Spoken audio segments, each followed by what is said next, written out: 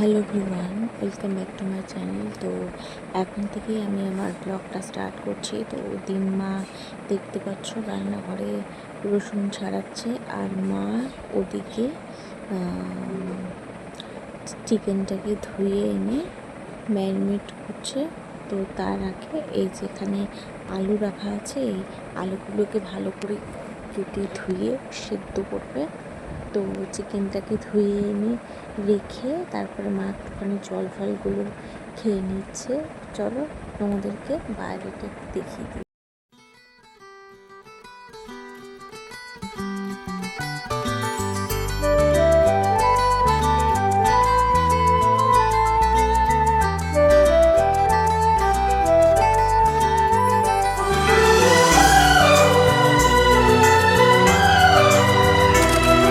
তারপরে দেখতে পাচ্ছ আমি এখানে বসলাম এই ঠাকুরের, যেটা মা আর কি কিনেছিল এই আসনটা, তো সেইটা ভালো করে ভাঁজ করে রেখে দিলাম। তো তারপরে এই নাইটিগুলো ভালো করে ভাঁজ করে রেখে দিলাম। এই নাইটিগুলো অন্য একটা মামি এসে দিয়ে গেছে, তো ওই মামিটার লাগবে সেই জন্য। তো যাই হোক, সব ওই এই নাইটিগুলো আর কি সব ভাঁজ করে রেখে দিলাম। তো পাটে পাটে ভালো করে ভাঁজ করে দেখতে পাচ্ছ রেখে দিলাম। তো তারপরে এখানে ছিল দুটো নাইটি, আর আমাদের যে নাইটিগুলো যেগুলো ছিল আমাদের, তো সেগুলো ভালো করে ভাঁজ করে রেখে ব্যাগের মধ্যে আমি ঢুকিয়ে দিয়েছি। তো এই দুটো যেহেতু ওই মামিটার নাইটি, তো সেই জন্য আলাদা করেই আমি রাখলাম। আর এইগুলো হচ্ছে আমাদের নাইটি, ঠিক আছে। এটা হচ্ছে আমার মার নাইটি। তো দেখতেই পাচ্ছ যে দুটো হাতের কানের মতন দুটো দেখো কুচি লাগানো আছে আমার মায়ের হাতায়, ঠিক আছে, দেখতেই পাচ্ছ। তো তারপরে এই নাইটিগুলোকে মানে আমাদের নাইটিগুলোকে ভালো করে ভাঁজ করে আমি রেখে ডবল করে ভালো করে ভাঁজ করে রেখে তারপরে আমি ব্যাগের মধ্যে ঢুকিয়ে দিয়েছি, মানে সব কটা। তো যেহেতু এটা আমাদের নাইটি, তো এই নাইটিগুলোকে ভালো করে আলাদা করে রাখলাম। তো তারপরে দেখতে পাচ্ছ আমার এই যে হলুদ যে কুর্তিটা, তো সেটা তোমাদেরকে আমি দেখিয়েছিলাম। তো সেইটা ভালো করে আমি ভাঁজ করে রেখে দেবো, কেননা বুনু দু সাইড দিয়ে ভালো করে বুনু আমাকে ওটা সেলাই করে দিয়েছে। তো চলো বাদ বাকি পরে আবার কথা হচ্ছে তোমাদের সাথে। বাদ বাকি মিউজিক থাকছে।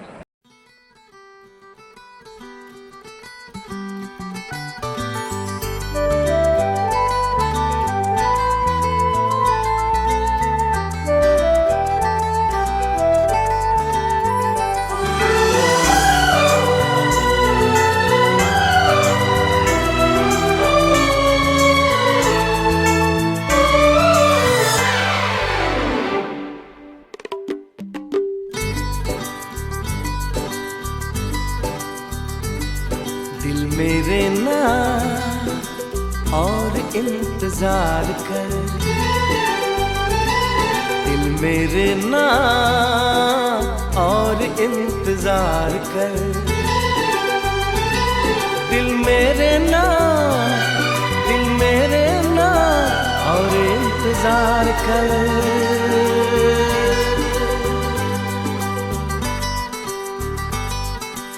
इश्क है तो इश्क का इजहार कर, इश्क है तो इश्क का इजहार कर। दिल मेरे ना और इंतजार कर। এখানে এগুলো রাখলাম ভাঁজ করে, আর এখানে এগুলো রাখলাম। তো এটা অন্য জোনার নাইটি। তো এখানে আছে দুটো নাইটি, দেখতেই পাচ্ছ তোমরা, তোমাদেরকে আমি দেখালাম। আর এগুলো সব আমাদের, এটা হচ্ছে আমার নাইটি, এটা হচ্ছে সেই হলুদ চুড়িদারটা আমার, আর এটা হচ্ছে ঠাকুরের এটা, আর মার একটা নাইটি এই ব্যাগটার মধ্যে আমি ভরে দিয়েছি। ঠিক আছে, তো চলো তাহলে পরে গিয়ে দেখতে পাচ্ছ মাংসের মধ্যে সব মশলা মা ম্যারিনেশন করে রাখবে। তো এখানে মাংসের মধ্যে কী কী পড়েছে তো সেটা তোমাদেরকে আমি বলছি। এখানে আদা রসুন, মাংসের মধ্যে পড়েছে হলো নুন, হলুদ, তারপরে লঙ্কার গুঁড়ো, তারপরে চাট মশলা, বিরিয়ানি মশলা, তারপরে আর যা যা লাগে, টক দই, তারপরে আরও অনেক কিছুই পড়েছে। তো যাই হোক, ডিম্মা তারপরে এখানে আদাটাকে ভালো করে গ্রেট করে নিচ্ছে। তো মা তো মাখাতে পারেনি, তো ওই জন্য ডিম্মাই মাখিয়ে দিল, আর মা ওদিকে আলুগুলোকে ভালো করে থেতলো করে নিচ্ছে। তো সকালবেলা বৃষ্টি হয়েছিল, আর জল হয়ে কি অবস্থা হয়েছে। আর ওই চৌকির তলায় দেখো একটা শালিক পাখি ছিল। তো এইখানে মা টক দই, আদা রসুন বাটা সব কিছু দিয়ে মা মাংসটাকে ভালো করে ম্যারিনেশন, মা তো পারেনি করতে, তো মার হাতে ওই মা আগের দিন আমার মাথায় হেনা লাগাচ্ছিল, তো সেইটারই আর কি রং হয়ে গেছে। তো ওই জন্য ডিম্মা মাখিয়ে দিল ভালো করে। এই যে মানে মাংসটাকে মাখাতে হবে একদম আলতো হাতে। তো ঠিক যেরকম করে মাখাচ্ছে ঠিক সেরকম করেই মাংসটাকে মাখিয়ে নিল। ওদিকে মাংস ম্যারিনেশন করে রেখে দিয়েছে ঢাকা দিয়ে। এখানে ব্রেস্তার জন্য পেঁয়াজ কুচিয়ে নেওয়া হচ্ছে। এই যে, তো সব পেঁয়াজই লাগবে। তো ওখানে যে কটা পেঁয়াজ ছিল সব কটা পেঁয়াজই লেগে গেছে। তো চলো, এই যে এই কটা পেঁয়াজ লেগে যাবে, সব ব্রেস্তার জন্য যাবে। এখানে যতগুলো পেঁয়াজ ছিল সব ব্রেস্তার জন্য ডিম্মা কুচিয়ে দিয়েছে। এই যে এখানে আলুগুলোকে সেদ্ধ করে নিয়ে এখন কড়াইয়ের মধ্যে ভাজছে। আর এখানে ব্রেস্তা ভাজা মধ্যে একটু লবণ এখানে দিতে ভেজানো জাফরান কমপ্লিট, জাফরান কমপ্লিট হয়নি, জাফরান ভেজাওনি, জাফরান দুধটা গুলিয়ে আর কি রেখেছে। তো জাফরানটা কি দেবে, তো গরম আছে, জাফরানটা দেবে। তো এখানে ব্রেস্তা একদম রেডি। তারপরে মা এখানে আলুগুলোকে ভাজছে, আর ওই পাশে ভাত বসিয়ে দিয়েছো। ভাত হয়ে গেছে। ও বাবা, ভাত কমপ্লিট, খুব ঘেমে গেছে। এই যে চিকেনটাকে ম্যারিনেশন করে রেখেছি, সেটা তোমাদের সাথে একটু শেয়ার করে দিয়েছি। আর এখানটায় মা একটুখানি নুন দিল ব্রেস্তার মধ্যে, অনেকক্ষণ তাহলে মুচমুচে থাকবে, মুচমুচে ঠিক আছে। ঠিক আছে, চলো মা এদিকে করতে থাকুক, যখন মা লেয়ারটা করবে তখন। এই যে মাংসটা কষানো হচ্ছে, তো সেটা তোমাদেরকে একটু আমি দেখালাম। আর আলুগুলোকে ভেজে মা রেখেছে একটা থালার মধ্যে, দেখতেই পাচ্ছ তোমরা। তো তারপরে ভাতও তো হয়ে গেছে ওদিকে। তো তারপরে মা এই যে মাংসটাকে ভালো করে আর একটু ভালো করে কষাচ্ছে। তো অনেক জল বেরিয়ে যায়, সব মোটামুটি রেডি হয়ে গেছে, রেডি। মা জাস্ট কষাবে চিকেনের মধ্যে, একটুখানি বিরিয়ানি মশলাটা এখানে দেবে, এই যে সেদ্ধ হয়ে যাবে। মার গরম লাগে, খেতে ভালো লাগে, প্রচণ্ড গরম পড়েছে। তো এই যে মা এখানে দিয়ে দিল বিরিয়ানি মশলা, দিয়ে দিল, দিয়ে যেটা আরো সুন্দর। এখন এই ঘিটা নিয়ে এলো, এখানে আছে ঘি শুরু নিচে। চলো দেখতে। তো যখন মা লেয়ার করবে এখানে এগুলোও লাগবে, দেখাবো। এই ভিনিগার লাগবে, সব বিরিয়ানি, গোলাপ জল, কেওড়ার জল, এগুলো সব লাগবে, যা যা আছে মশলা এগুলো সব লাগবে। পেপার, তারপরে চাট মশলা, আরো অনেক কিছু আছে।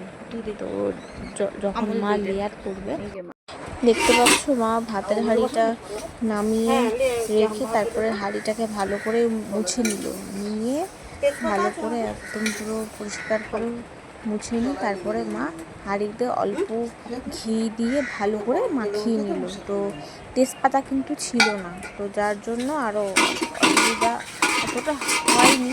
তো ঠিক আছে, তো ভালো করে মাখিয়ে তারপরে ছোট রামকৃষ্ণকে বললো যে একটুখানি ভাতের লেয়ারটা একটু ওকে করে দিতে। তারপরে ও এসে ভালো করে দিচ্ছে এই যে ভাতের লেয়ারটা। তো এখানে দেখতেই পাচ্ছ তোমরা।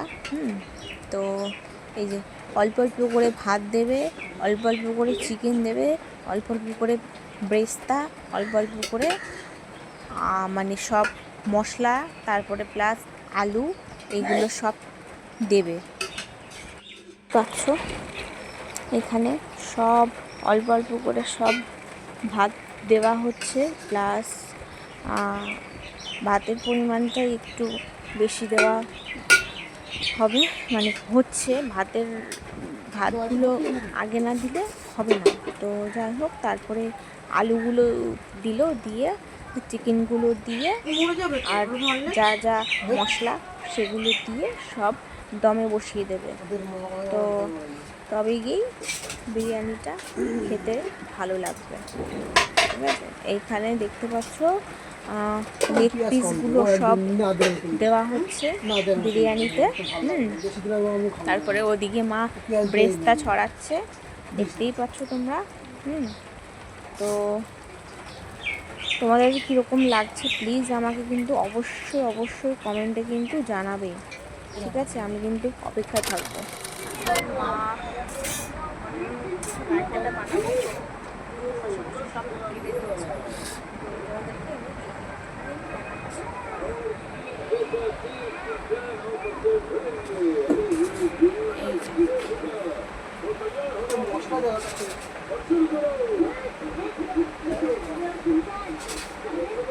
দাদু ওখানে বসে আছে।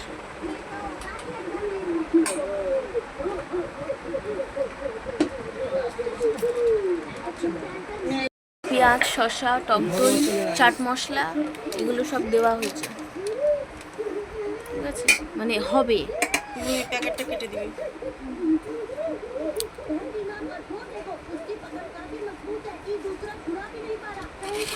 আমাদের চিনির দানা একটুও নেই ঘরে।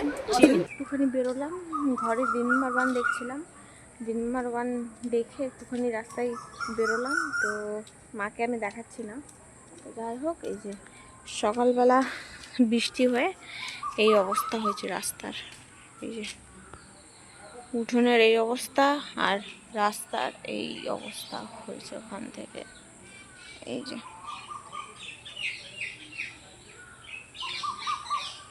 দেখো পেয়ারা দেখা যাচ্ছে, ছোট্ট ছোট্ট, আশা করি বুঝতে পারছো তোমরা। এই যে অনেক পেয়ারা আছে এই গাছটাতে, উপরেও আছে। এই যে